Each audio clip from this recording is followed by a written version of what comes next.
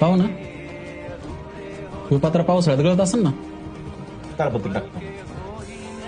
मुलगी 22 वर्ष बापासोबत या गळक्या पात्र्यात राहू शकते, पण 2-3 वर्ष भाड्याच्या घरात राहू शकत. मागचा व्हिडिओ तर तुम्ही पाहिला असेल. त्यानंतर पुरुषांना असं वाटतं की पुरुषांचा महानेता आला. चला, काही बाबतीत तो खराही असेल, पण मला एक गोष्ट सांगा, आपला जन्म आपल्या हातात असतो का की आपल्याला आपले आई वडील हे श्रीमंतच भेटले पाहिजे, गरीब भेटले पाहिजे?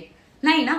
मग नवरा ही चॉईस आहे. म्हणजे एखाद्या मुलीने जर आयुष्याचे 22 वर्ष छपराच्या घरात काढलेत, फार गरिबी बघितली, जर तिचं पुढचं फ्युचर चूज करायचंय कुणालाही, तो ऑब्व्हियसली चांगलाच ऑप्शन बघेल ना. म्हणजे एखादी वस्तू घेतानाही तुम्ही 10 वेळा विचार करता ही गोष्ट माझ्यासाठी खरंच महत्वाची आहे का नाही. नवरा तर आयुष्याचा प्रश्न आहे आणि सगळ्यात महत्वाची तो बाय डिफॉल्ट ऑप्शन नाही आहे आयुष्यात, तो तिला चूज करायचा आहे.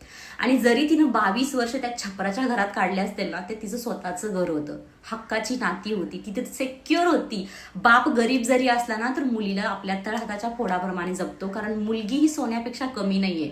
हजारो जणांच्या हजारो वाईट नजरा असतात, त्यातून तिला लहानाचं मोठं करणं आणि कुणाच्या तरी रॅन्डम हातात देणं हे एवढं सोपं नाहीये ना.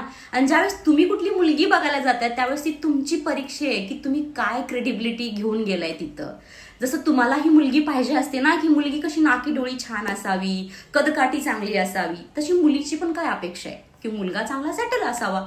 आणि ऑब्व्हियसली ना, का नसावी?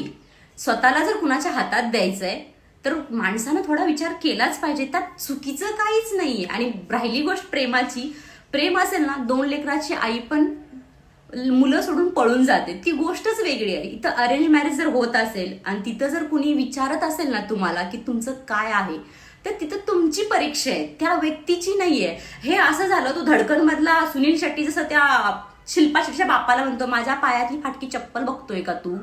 ते लिटरली ॲरोगन्स झाला. आणि तुम्ही जर कुठल्या मुलीच्या बापाकडे जाऊन ॲरोगन्स दाखवताय, मी गरीबच आहे, मी असंच आहे, तुमची पोरगी द्या, तर मी म्हणते पोरींच्या बापांनी अशा मुलाला 2 कानाखाली छान पद्धतशीर चापटा मारून घराच्या बाहेर काढावं. गरीब चालेल, पण माज असलेला मुलगा कधीच करू नये.